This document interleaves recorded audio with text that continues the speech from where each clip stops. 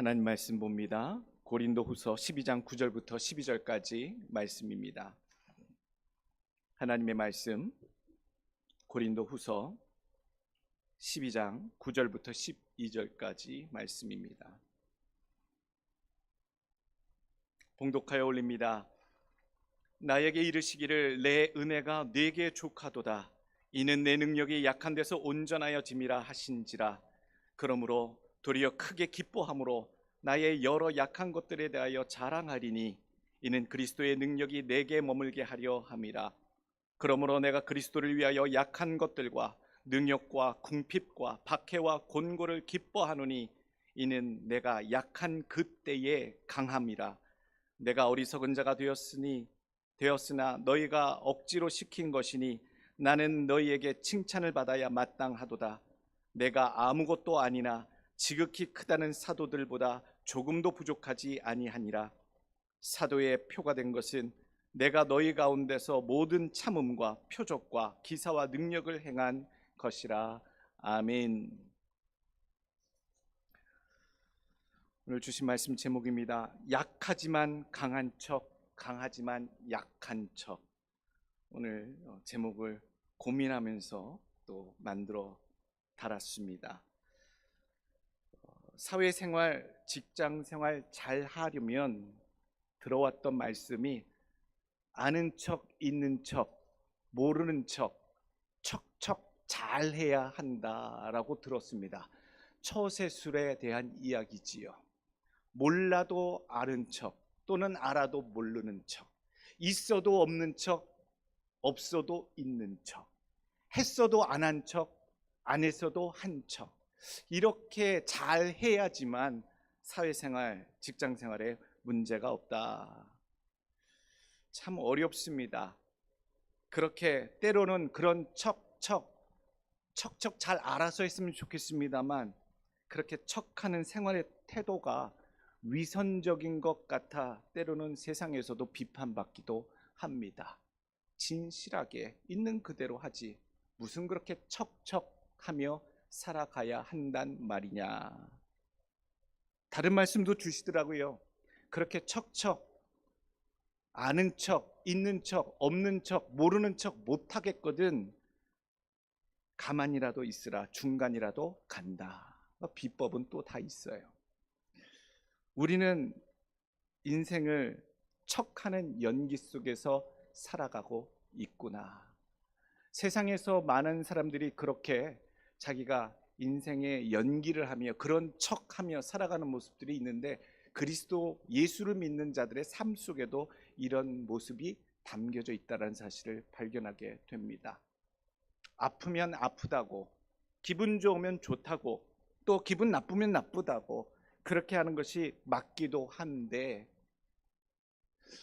오늘 우리들의 어머니, 아버지를 생각해 봅니다. 자녀였을 때 우리 부모님들은 어떤 모습을 우리 자녀들에게 보여주셨던가? 하루 일과를 아버지가 힘들게 아침 일찍 나가서 늦게 들어오셨을 때 그 피곤한 표정이 역력한데도 아버지 힘드시죠? 라고 하면 힘들어도 안 힘든 척, 피곤해도 안 피곤한 척, 너털 웃음 웃으시면서 그렇게 연기하시던 모습, 속상하실 텐데 속상하지 않은 척 표정 짓는 그 모습, 아까우실 텐데 아깝지 않은 척 하시는 그 모습, 그렇게 척척하면서 살아오셨구나. 왜 그렇게 숨기셨을까? 왜 그런 척을 하셨을까?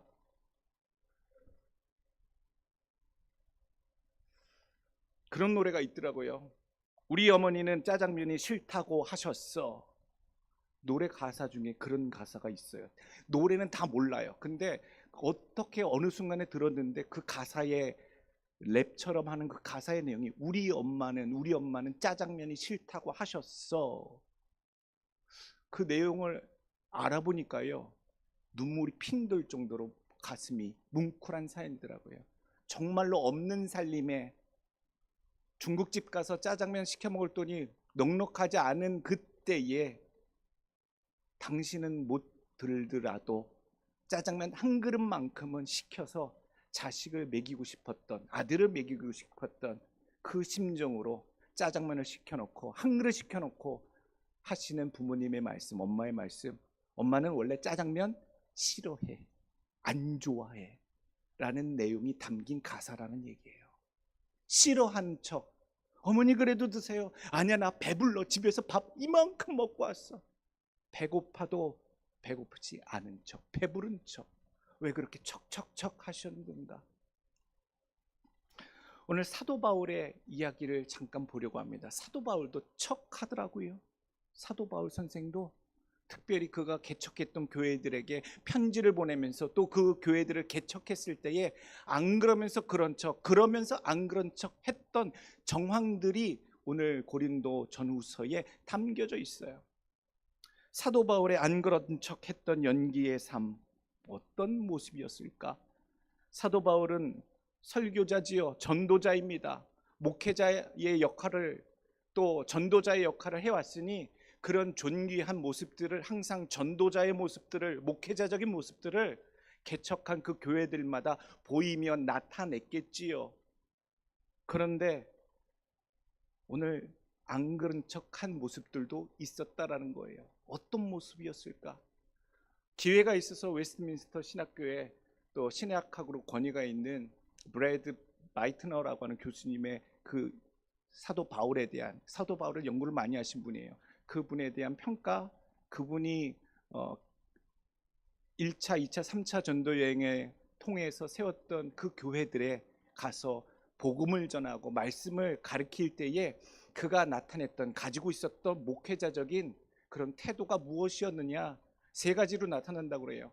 때로는 모세처럼 자기의 부르신 사도로서의 자격을 부적격한 자로 여기는 모습도 있다라는 얘기예요.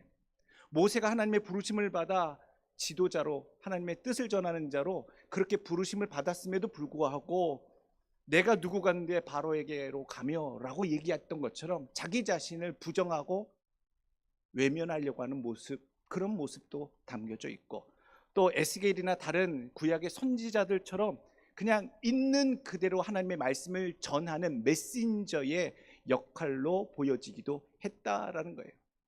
주의 말씀이 내게 임하시기로, 내가 그들에게 가서 전하기로, 이게 구약의 선지자들이 나오는 그런 역할들이죠. 자기의 의견과 생각이 중요한 것이 아니라 하나님의 말씀이 임한 그대로 가서 그들의 사명을 감당하는 선지자들과 설교가들의 모습, 그런 모습이 바울에게도 있었다. 그리고 또 놀라운 것은 바울에게 어떤 모습이 있었느냐, 오늘 이사야처럼 철저하게 헌신되고 적극적인 모습으로, 이사야는 이사야 6장에 하나님의 말씀을 받을 때에 자기가 그 말씀을 듣고 나서 내가 여기 있나이다, 나를 보내소서라고 적극적으로 주의 말씀을 받은 귀한 뜨거운 마음의 헌신을 표현하기도 하는 선지자로 나옵니다. 그러니까 사도 바울의 목회적인 모습, 설교가로서의 모습을 보게 되면 모세와 같은 모습도 있고요, 에스겔과 같은 모습도 있고, 이사야와 같은 모습들도 다 담겨져 있구나, 참 다양한 목회자의 모습이 담겨져 있구나, 결론은 그거였더라고요. 근데 오늘 고린도 교회를 향한 이 사도 바울의 모습은요, 굉장히 처음부터 끝까지 나는 약한 자입니다, 나는 떨었습니다, 나는 심히 부족한 자입니다, 나는 당신들 앞에 아무것도 아닌 존재입니다 라고 계속 그 고린도 교회를 향해서는 그렇게 자기 자신을 어필합니다. 고린도전서 2장 3절 말씀, 내가 너희 가운데 거할 때에 약하고 두려워하고 심히 떨었노라. 내 말과 내 전도함이 설득력 있는 지혜의 말로 하지 아니하고 다만 성령의 나타내심과 능력으로 하여 너희 믿음이 사람의 지혜에 있지 아니하고 다만 하나님의 능력에 있게 하려 하였노라. 원래 사도 바울은요, 떨 사람이 아니에요. 두려워할 사람이 아니라고요.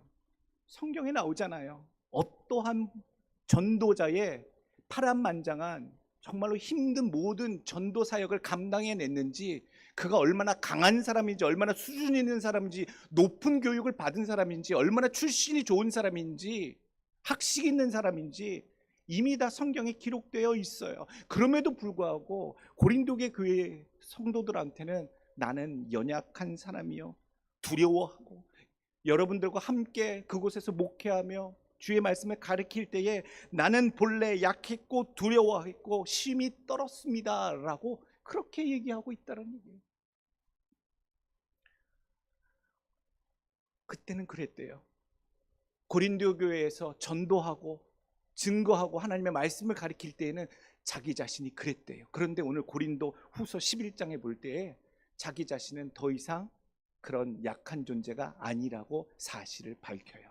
내가 여러분들과 함께 지내고 같이 목회 생활을 고린도 교회에서 할 때에는 두려운 마음과 떨리는 마음과 심히 연약한 모습으로 함께 있었지만 사실 나는 그런 사람은 아닙니다 라고 고린도 교회에 다시 알려줘요. 왜 이걸 알려줍니까? 사도 바울이 정말로 못난 사람이라고, 정말로 사도의 자격도 없는데 사도라고 사칭하고 다닌다고, 별 볼 일 없는 사람인데 자기가 무슨 12사도의 한 명인 것처럼 주 예수 그리스도의 일을 증거하고 다닌다고, 저 사람은 정통성 있는 사도가 아니라고 그렇게 의심하고 무시하는 자들이 고린도 교회에 정말로 있었어요. 그러니 그것을 바로잡고자 그 고린도 교회를 떠나와서 다시 그 고린도 교회에 편지를 보낼 때에는 나는 사실 너희들과 함께 있을 때에 약하고 두려워하고 심히 떨었다라고 얘기하지만 나는 원래 그런 사람은 아니올시다 라고 고린도후서 11장 21절에 고백하고 있습니다. 21절, 나는 우리가 약한 것 같이 욕되게 말하노라. 그러나 누가 무슨 일에 담대하면 어리석은 말이나마 나도 담대하리라. 그들이 히브리인이냐 나도 그러하며, 그들이 이스라엘인이냐 나도 그러하며, 그들이 아브라함의 아브라함의 후손이냐 나도 그러하며, 그들이 그리스도의 일꾼이냐 정신없는 말 하거니와 나는 더욱 그러하도다. 내가 수고를 넘치도록 하고 옥에 갇히기도 더 많이 하고 매도 수없이 맞고 여러 번 죽을 뻔하였으니 유대인들에게 40번에 하나 감한 매를 5번 맞았으며 3번 태장으로 맞고 1번 돌로 맞고 3번 파선하고 일주일야를 깊은 바다에서 지냈으며 여러 번 여행하면서 강의 위협과 강도의 위협과 동족의 위협과 이방인의 위협과 신의 위협과 광야의 위협과 바다의 위협과 거짓 형제 중의 위협을 당하고 또 수고하며 애쓰고 여러 번 자지 못하고 줄이며 목마르고 여러 번 굶고 춥고 헐벗었노라. 자기가 그런 고생과 헌신과 수준과 학식과 배경을 지닌 자인 것을 그제서야 밝혀요. 정말로 못난 척했지만 못난 자가 아니라고 얘기하는 거잖아요. 정말로 낮은 자처럼 그들과 함께 거할 때에는 그렇게 비중 없이 그렇게 보여지고 연약한 척 그렇게 함께 동거했지만 사실 나는 그런 사람이 아니다 라고 얘기하고 있는 거잖아요. 고린도후서 12장 11절에 나와요. 내가 왜 그렇게 했느냐에 대해서 얘기하는 거죠. 내가 어리석은 자가 되었으나 너희가 억지로 시킨 것이니, 이 말씀 뭐예요? 너희 때문에 내가 어리석은 자처럼, 너희보다 더 못난 자처럼, 너희보다 더 연약한 자처럼, 모자라는 자처럼 행세했다라는 얘기를 지금 들려주고 있는 거예요. 나는 너희에게 칭찬을 받아야 마땅하도다. 내가 아무것도 아니나 지극히 크다는 다른 사도들보다 조금도 부족하지 아니하니라. 다른 12사도들보다 자기가 부족하지 않을 만큼 더 사도적인 그런 권위와 능력과 사역을 감당하고 있다라고 어필하고 있잖아요. 오늘 사도 바울이 그들과 함께 있을 때에는 왜 더 당당히 나는 사도들 못지않게 그리스도께 은혜를 받은 자요, 자격이 있는 자요, 수준이 있는 자요, 배경이 좋은 자요, 주를 위하여 충성하고 헌신한 그런 사역자다라고 같이 있을 때에 왜 그렇게 주장하지 않았을까? 왜 그들 앞에서는 항상 연약한 척, 못난 척, 두려운 척, 떨은 척 그렇게 했다라고 고백하고 있느냐? 왜 굳이? 오늘 그 이유가 본문에 나와요. 오늘 그 이유가 왜 그렇게 약한 척을 했을까? 왜 그렇게 사도 바울은 그들에게 못난 척을 했을까? 그렇게 해주는 삶의 이유가 나오더라고요. 오늘 첫 번째 주시는 이유는요, 약한 척 해주는 삶의 연기의 삶을 사는 이유는 교회와 형제를 더 사랑하기 때문입니다 라는 얘기예요. 저 사람이 그럴 필요가 없는 사람인데 왜 그렇게 누차하게 비참하게 보여지도록 나타내며 살았을까? 왜 잘난 척하지 않았을까? 충분히 그럴 만한 자격이 있는 분인데 왜 그랬을까? 사람의 본능이요, 자기보다 못하면 항상 강하게, 깔보게, 교만하게 그렇게 심리작용이 나타나게 되어 있습니다. 아주 그 사람이 갖고 있는 본능이죠. 자기보다 못한 것 같으면, 자기보다 더 부족한 것 같으면 그 본능이 나오거든요. 28절 말씀, 29절 말씀, 이 외의 일은 고사하고 아직도 날마다 내 속에 눌리는 일이 있으니 곧 모든 교회를 위하여 염려하는 것이라. 항상 그 교회를 생각하는 그 염려하는 마음 때문에 내가 그렇게 살아왔다라는 얘기예요. 교회를 위하여, 고린도 교회를 생각하는 그 마음 때문에 내가 너희와 같이 있을 때에는 항상 못난 척했고 부족한 척했고 약한 척했다라는 얘기예요. 29절, 누가 약하면 내가 약하지 아니하며 누가 실족하게 되면 내가 애타지 아니하더니야. 30절, 내가 부득불 자랑할진대 내가 약한 것을 자랑하리라. 오늘 사람이 공감하는 것이 굉장히 중요합니다. 누가 아프다고 하면 얼마나 아프세요? 누가 기쁘다라고 하면 얼마나 기쁘세요? 얼마나 끔찍한 사이코패스들은요, 사람들과의 마음을 공감하지 못한다고 그래요. 공감하지 못해요. 같은 사람인데도 저 사람이 얼마나 슬플까, 배고플까, 기쁠까, 즐거울까 감정을 공감하지 못해요. 그걸 이제 우린 사회적 용어로, 범죄학 용어로 사이코패스라고 얘기하죠. 성도들은요, 서로와 살아갈 때에 공감하는 마음이 있어야 합니다. 예수 그리스도의 마음이 어떤지 알게 되고요, 형제의 마음이 어떤지 알게 되고요, 아내의 마음이 어떤지 알게 되게 되고요, 남편의 마음이 어떤지 알게 되고요. 모자라고 못난이 같은 교회, 문제 많은 교회, 고린도 교회, 오늘 그 교회에 강하고 대단한 신앙의 전도자, 목회자가 자신의 장점과 업적을 주장하지 않고 드러내지 않고 오히려 자신의 나약함과 연약함으로 그들에게 복음을 전하고 있다. 모자람을 늘 어필하고 있다. 오늘 사도 바울은 항상 교회를 향하여 또는 성도들을 향하여 이런 모습을 취합니다. 이런 스탠스를 취해요. 로마서 14장 1절 말씀, 믿음이 연약한 자를 너희가 받되 그의 의견을 비판하지 말라. 항상 받아요. 항상 받아요. 우리의 실수가 뭡니까? 믿음 좋은 자들의 가끔 하는 실수, 어쩌면 늘 하는 실수일지 모르겠어요. 나는 믿음이 좋은데 당신은 왜 믿음이 그 모양입니까? 나는 5년 믿어도 이 믿음이 얼마나 뜨겁고 헌신하는데 당신은 20년 믿어왔다는데 아직도 그 모양 그 꼴입니까? 라는 식의 판단과 평가. 이런 믿음 속에는요, 중요한 것이 있어요. 형제 우애가 없어요. 사랑이 없어요. 공감이 없어요. 부족함에 사랑이 부족하다는 증거지요. 신앙이 연약하고 부족한 교우들을 위해 담대한 신앙의 성도, 신앙의 사도 바울은요, 자기의 연약하고 부족한 자를 부각해서 강조함으로써 그들에게 하나님의 말씀을 증거하는데 공감대를 형성했고요, 그것으로 큰 역사를 이루게 하셨다라는 얘기예요. 계속 반복되잖아요. 고린도전서 2장 3절, 내가 너희 가운데 거할 때에 약하고 두려워하고 심히 떨었노라. 오늘 사도 바울은 늘 그런 마음을 줍니다. 우리가 왜 그런 척을 하며 살아야 되겠느냐? 마음에서 같아지면 더 좋겠지요. 마음으로 같아질 수 없으면 그런 척이라도, 그런 행세라도, 연기라도 하며 살아야 된다라고 사도 바울이 그렇게 보여준 것처럼 우리도 우리 서로에게 그런 연기하는 척, 연약한 척, 낮아진 척을 해야 한다. 로마서 12장 15절 말씀, 즐거워하는 자들과 함께 즐거워하고 우는 자들과 함께 울라. 서로 마음을 같이 하며 높은 데 마음을 두지 말고 도리어 낮은 데 처하며 스스로 지혜 있는 채 하지 말라. 스스로 똑똑한 척 하지 말라라는 얘기예요. 나는 똑똑하고 당신은 잘 몰라. 우리 속에 늘 박혀있는 아주 교만한 지적인 완고함이잖아요.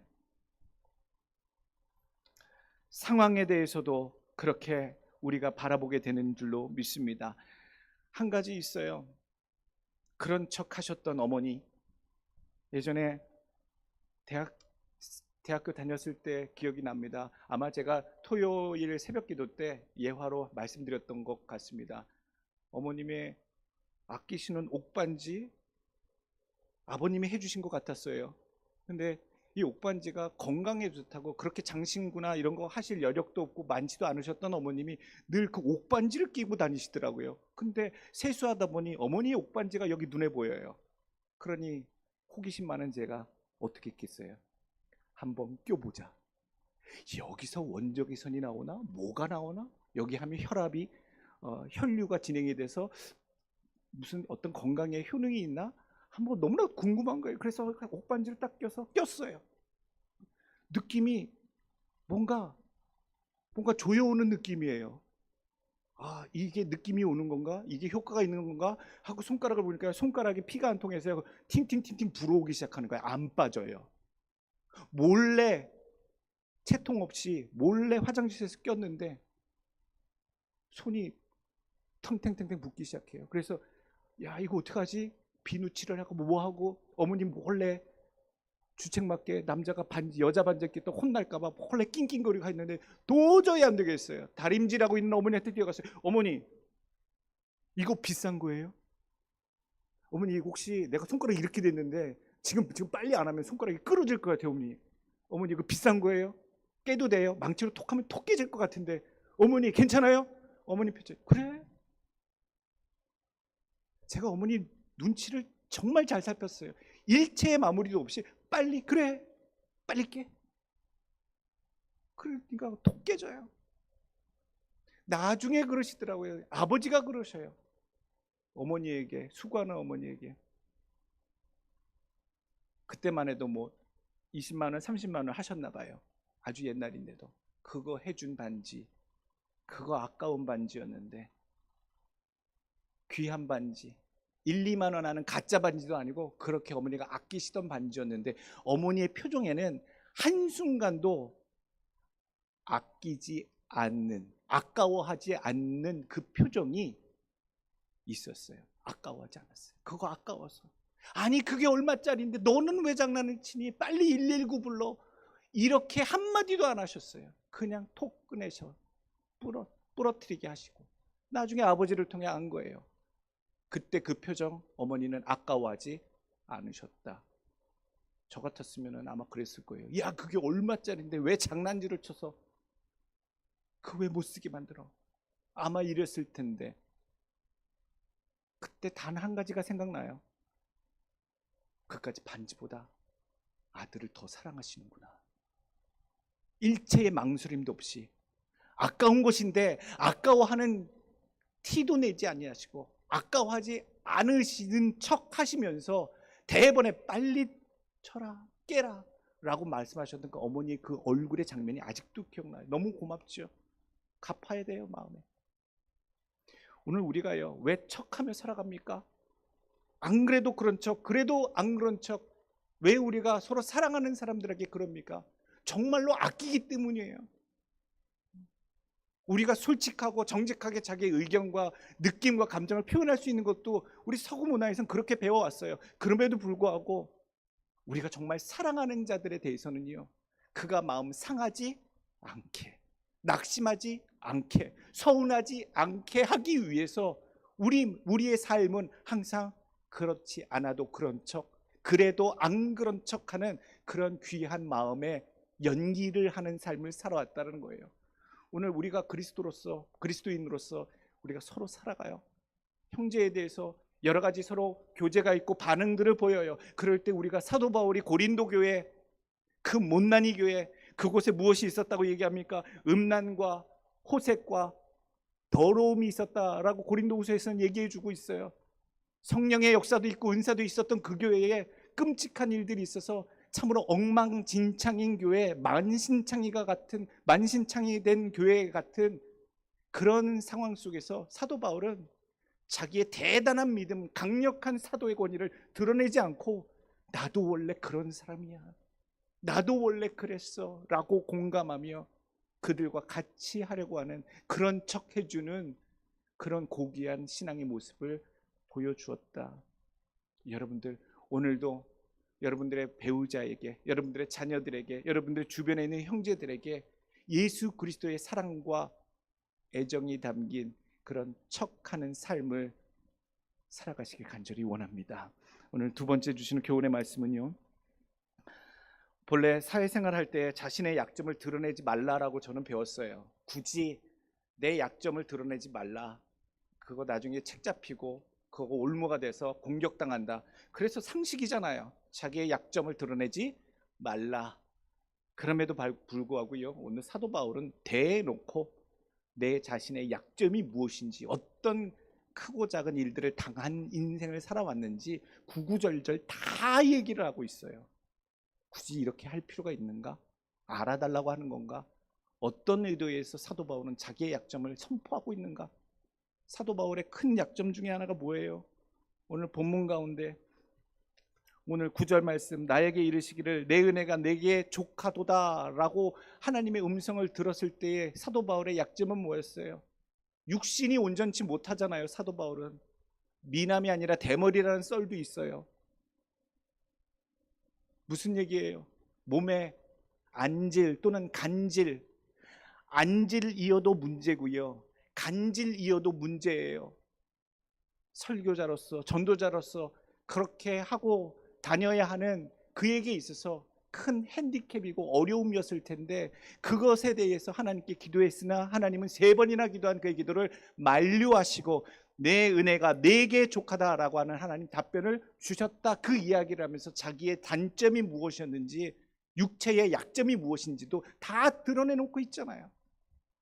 그 외에 다른 것들도 얼마나 험난한 삶을 살았는지에 대해서, 고생했는지에 대해서, 맞았는지에 대해서, 망신당했는지에 대해서조차도 다 얘기하고 있어요. 왜 그렇게 자기의 약점을 드러내는 것일까? 오늘 두 번째 주시는 교훈의 말씀이에요. 자신의 약점을 강조하는 이유가 바로 이겁니다. 약한 나로 인해 강하게 하시는 이는 예수님이시다라고 하는 것을 고백하기 위해서였다는 거지요. 원래 강한 자, 원래 잘하는 자, 원래 대단한 자가는 예수 그리스도의 은혜가 나타나기 힘들다라는 얘기예요. 어렵죠. 나의 약함으로 예수가 나의 강력한 힘이 되심을 드러내시길 간절히 원합니다. 그래서 사도 바울은 자기의 약점이 무엇이었는지를 미리 알려주는 거예요. 내 약점은 원래 이러이러했었고 온전치 못했고 힘든 삶을, 어려운 삶을 살아왔는데, 그 삶에 지금 내가 이렇게 존귀하고 대단하고 하나님의 함께 하심의 능력이 임한 종으로서 여러분들 앞에 서 있는 것은, 나의 나된 것은 나로 말미암지 않고 하나님으로부터 된 것임을, 여호와 하나님의 은혜로 된 것임을 고백하고 있다라는 얘기지요. 오늘 그래서 고린도전서 15장 10절 말씀, 그러나 나의 나된 것은 하나님의 은혜로 된 것이니, 이 고백하는 것처럼 그리스도의 능력이 내게 나타나게 되기 위해서 여러분 하나님께 그렇게 기도하시길 원해요. 하나님, 내 약점을 아십니다. 나의 부족함을 아십니다. 그러나 나 같은 자를 통해서 하나님의 큰 능력이 나타나게 하시고, 연약한 나로 하나님의 강함이 나타나게 하시고, 부족한 자로 하나님의 풍성함이 나타나게 하여 주시옵소서. 여러분, 그런 삶이 사도 바울처럼 꼭 되기를, 선포되어지기를 간절히 원합니다. 여러분들의 약점이 강점이 될 줄로 믿고 예수 그리스도로 말미암아 강하게, 온전케, 대단하게 될 줄로 저는 믿습니다. 오늘 세 번째 마지막으로 주시는 교훈의 말씀은요, 신앙의 선포를 하시길 원합니다. 나의 약점은 예수 그리스도의 능력이 나타나는 강점이 된다. 나의 약점은 강점이 된다. 예수님이 나타나는 강점이 된다. 여러분들 그렇게 선포하시길 간절히 원합니다. 10절 말씀 사도 바울이 선포합니다. 그러므로 내가 그리스도를 위하여 약한 것들과 능력과 궁핍과 핍박과 곤란을 기뻐하노니 이는 내가 약할 그때에 곧 강함이니라. 굳이 우리가 강해지려고 할 필요는 없어요. 이게 세상의 방법이긴 합니다만 있는 그대로 주 앞에 나가시고요, 부족한 그대로 주 앞에 서시고요, 약한 그대로 주 앞에 나가시고요, 대신 기도하십시오. 하나님, 나는 못났사오니, 나는 부족하오니, 한참 모자란 삶이오니, 하나님, 이런 삶에, 이런 약점 많은 자의 삶에 하나님의 놀라운 함께 하심의 역사, 증거하심의 역사, 하나님이 역사하심의 그 손길이 내 약점들로 나타나게 하여 주시옵소서. 내 약점이 하나님의 능력이 나타나는 강점이 되게 하여 주옵소서. 오늘 그 기도가 되기를 간절히 원합니다. 작년인가 재작년에 한 성도분의 이야기를 들었어요. 그리고 또 새벽기도 때 제가 잠깐 간증했었던 얘기인데요, 막내예요. 삼형제 중에 막내예요. 막내가 가지고 있는 스테레오타입이 뭐냐면 늘 울어요. 저도 막내 여동생이 있는데 늘 여동생은 오빠 오빠 하면서 늘 징징거려요. 그래서 징징이에요, 징징이. 근데 놀라운 건 뭐냐면, 뭐 요즘은 다 한 가족 한 자녀 낳기 때문에 다 맞으면서 막내고 뭐 이렇게 그렇습니다만, 다 예전에는 형제가 있을 때는 첫째가 갖고 있는 스테레오타입이 있고, 둘째 중간에 낑겨 있는 중간에 있는 둘째가 느끼는 어떤 타입이 있고요, 막내가 가지고 있는 스타일들이 있어요. 그 막내, 저는 그 막내의 그 어리광 부리고 매달리고 떼쓰는 그런 거 보면서 참 귀찮았어요. 너는 좀 그거 고쳐야 돼. 안 될 걸 갖고 맨날 그렇게 매달리고 떼쓰고 그냥 그렇게 해서 통과시키고 얻어가더라. 저는 그게 좀 못마땅했어요.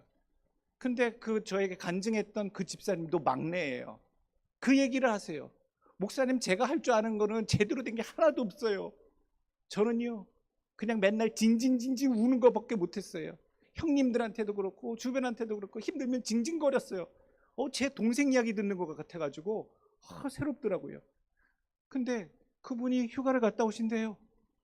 기도 부탁을 해요. 목사님, 제가 일생일대에 하나님께 큰 기도의 제목이 있는데, 오래전서부터 예수를 믿어왔던 우리 가족 중에 우리 큰형님이 예수 믿다가 실족해서 시험 들어서 예수님을 떠난 지 10수년이 넘었는데, 이번에 형님을 만나오게 되는 일주일만큼은 내가 어떻게든지 형님께 다시 믿음을 복원할 수 있도록, 신앙으로 되돌아갈 수 있도록 목사님 기도 좀 해주세요 라고 부탁하고 가셨어요. 일주일 뒤에 나타났어요. 어떻게 됐어요? 집사님 어떻게 됐어요? 형님이요, 교회 나가서요 회개하시면서 신앙을 회복하셨어요. 같이 나가서 예배드리기 시작했어요. 할렐루야, 할렐루야, 하나님 역사하셨네요. 그래요, 어떻게 말했길래 그래요? 목사님 가서 그냥 징징거렸어요. 예? 그냥 형님한테 매달려서요, 일주일 내내 형님 교회가 형님 교회가 안 그러면 나 죽을 거야, 형님 교회가 나 이것 때문에 여기 왔어, 그러면서 일주일 내내 형님한테 징징징징 어리광을 부렸다라고 고백을 하시더라고요. 그때 깨달았어요. 그분이 가지고 있었던 내세울 것도 아니에요. 자랑할 만한 것도 아니잖아요. 뭐 특출난 그 재주도 아니에요. 별 볼 일 없고 연약하고 아무것도 아닌 그것 하나. 근데 그 형님은 항상 그 막내의 땡깡 어리광 매달림을 거절하지 못했다라는 얘기예요. 깨달은 게 무엇인 줄 아세요?